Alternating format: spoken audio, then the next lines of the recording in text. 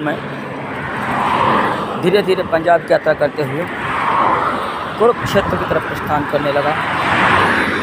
ऐसा यहाँ से लुधियाना हमारा 25 किलोमीटर रह जाता है, अम्बाला 135। ऐसा ये सब पंजाब के राज्य होते हुए मैं धीरे धीरे लुधियाना की तरफ प्रस्थान कर रहा था। लोग पूछते हैं मुझसे, भाई महाराज जी कुछ अड़चने भी आती हैं। देखो बंधु, अड़चने अपने मन से ही पैदा होती हैं। यदि मानसिकता हमारी अच्छी है, शुद्ध है, सात्विक है, तो कोई अड़चन नहीं रहेगी। अन्यथा अड़चन तो जीवन चलती ही रहती है। इन अड़चनों को देख करके हम क्या अपना लक्ष्य भूल जाएंगे? कदापि नहीं। अपने लक्ष्य को सदैव प्राप्त करना चाहिए मनुष्य को। सभी जीवन का आनंद है। जीते तो गधे भी हैं, और मनुष्य का जीवन दूसरों के लिए होता है। परहित लाग धरे जो देश, पर पीड़ा नहीं, दूसरे की पीड़ा को समझे, यही आनंद है जीवन का।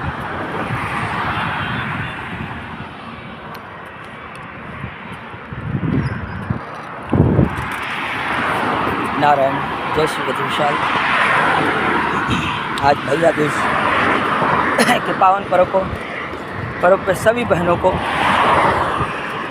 बहुत बहुत प्रणाम। जो बड़ी हैं प्रणाम, छोटों को बहुत आशीर्वाद भगवान का, नारायण का। और सभी भाई बहन खुश रहें, प्रसन्न रहे, सभी का मंगल हो। आज के दिन यमराज जी अपनी बहन यमुना जी से भी भोजन करने आते हैं, उनके पास में रक्षाबंधन राखी बंधाते हैं। श्री धाम वृंदावन में तो महत्व है ही इसका, परंतु पूरे विश्वास पूरे विश्व में है। हमारे भारत में तो महत्ता है ही इसकी, तो पूरे भारत के बाद में पूरे विश्व में भी इसकी महत्ता है। इन चीज़ों को समझना चाहिए। कभी भी अपने धर्म शास्त्र को नहीं त्यागना है।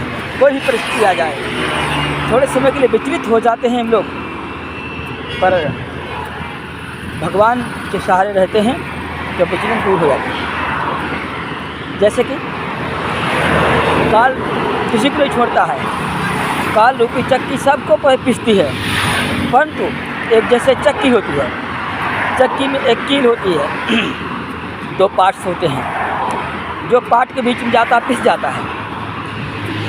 चक्की में जो कील होती है उसके सहारे पर रहता है तो बच जाता है, आनंदित रहता है। इसी प्रकार से भक्ति, साधन, ज्ञान, वैराग्य इत्यादि रूपी कील का मैं सहारा लूँ तो शायद बच जाएंगे। काल भगवान कृपा तो करेंगे, परंतु वो भी जानेंगे मेरे प्रभु प्यारा है, काला अड़ला उसका दुलारा है, तो ज़रूर करुणा दिखाएंगे। क्यों? काल के रूप में भगवान ही, कोई दूसरा नहीं। और पग पग पे हमें काल घेरता है। काल यानी समय, समय यानी चक्र चलता ही रहता है। हम लोग समय से भागते हैं। समय सबको नचाता है, कोई भाग नहीं सकता है। तो समय को महत्व देना चाहिए, चाहे अच्छा हो चाहे बुरा हो।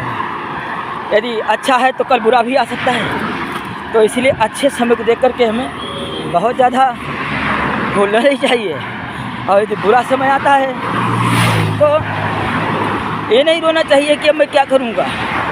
परिस्थितियों का सामना करो और वो परिस्थितियाँ प्रतिकूल से अनुकूल हो जाएंगी। ये हमने अपनी छोटी सी आयु में, 30 वर्ष की आयु में, ये हमने देखा है, बहुत नज़दीकी से देखा है।